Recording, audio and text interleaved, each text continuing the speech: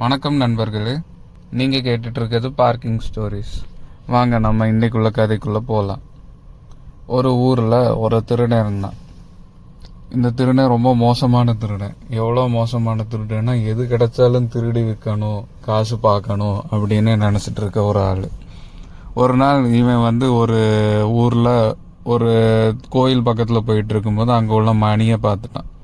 என்னடா இந்த பெல்லு நல்லா இருக்கு, நல்லா ஷைனிங்காக இருக்கு, நல்ல மெட்டீரியலில் தான் பண்ணியிருப்பாங்க, இதை விற்றா நல்லா காசு பார்க்கலான்னு ஆசைப்பட்டுட்டு அந்த பெல்லை திருடிடுவான்.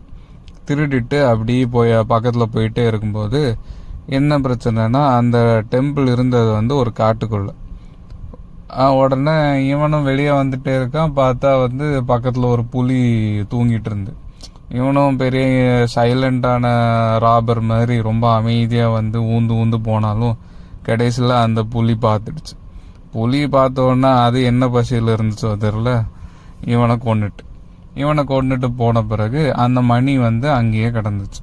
கொஞ்ச நேரம் கழித்து திடீர்னு பார்த்தா ஒரு கூட்டமாக கொஞ்சம் குரங்குகள் எல்லாம் வர ஆரம்பிச்சிட்டு. பார்த்துட்டு இது என்ன ஷைனிங்காக இருக்கே, நல்லா இருக்கே, இந்த பெல்லை ஆட்டினா நல்லா சவுண்டு வருது, இதை நம்மளே வச்சு விளாடுவோன்னு சொல்லி இந்த குரங்கெல்லாம் அதோட காட்டுக்குள்ளே இருக்க வீட்டுக்குள்ளே இந்த மணியை கொண்டு போய் நல்லா மரத்துக்கு மேலே இருந்து டிங் டிங் டிங்னு அடிக்க ஆரம்பிச்சிட்டு. இதை அடிக்க ஆரம்பிச்சிட்டும் தூரத்தில் இருக்க பக்கத்து கிராமத்தில் உள்ள ஆட்கள் என்னடா இது காட்டுக்குள்ளேருந்து இப்படியெல்லாம் சத்தம் வருது, பேய் இருக்குமோ, பிசாசு இருக்குமோ, ஏதாவது பிரச்சனையோ நம்ம ஊருக்குன்னு சொல்லி பயப்பட ஆரம்பிச்சிட்டாங்க. என்ன இதை கேட்ட ராஜாவும் இதுக்கு என்ன தீர்வு, யாராவது தீர்வு கொடுங்கன்னு கேட்டதும் அந்த ஊரில் ஒரு தைரியமான பொண்ணு, நான் இதை சால்வ் பண்ணுறேன், எனக்கு கொஞ்சம் காசு மட்டும் கொடுங்கன்னு சொன்னோன்னே ராஜாவும் சரி வேறு வழி இல்லைன்னு சொல்லி கொடுத்து அனுப்புகிறார். இவங்க உடனே ஒரு கூடை நிறைய நல்ல ருசியான பழங்களும் எல்லாம் கொண்டு போய் அந்த காட்டில் அந்த குரங்குகள் இருக்கிற ஏரியாக்குள்ளே போய் நல்லா அங்கே தரைக்குள்ளே பரப்பி வச்சிடுறாங்க. வச்சுட்டு ஒரு மரத்துக்கு முன்னாடி போய் வெயிட் பண்ணுறாங்க.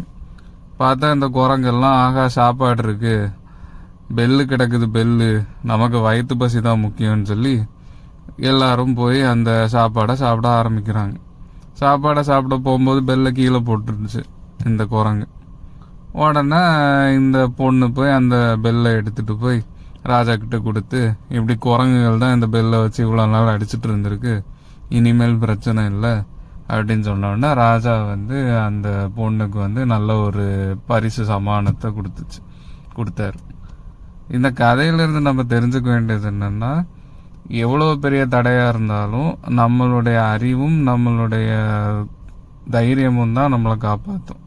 அந்த பொண்ணை மாதிரி நம்மளும் வாழ்க்கையில் தடைகளை பார்த்து பயப்படாமல் சிந்திச்சு செயல்படணும். இன்னொரு கதையில் மீண்டும் சந்திப்போம். பாய் பாய்.